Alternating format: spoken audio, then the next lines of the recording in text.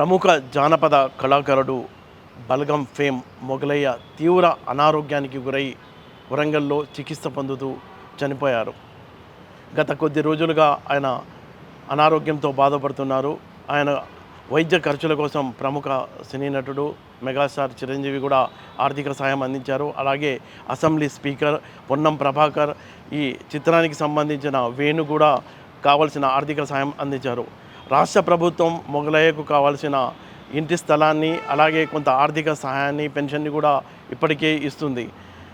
మొగలయ్య తన పాట ద్వారా పబ్లిక్లో చాలా గట్టిగా చొచ్చుకుపోయారని చెప్పవచ్చు. బలగం సినిమాలో ఆయన పాడిన పాట తోడుగా మాతో ఉండి నీడగా మాతో నడిచే పాట ప్రజల్లో గుండెల్లోకి బాగా చొచ్చుకుపోయింది.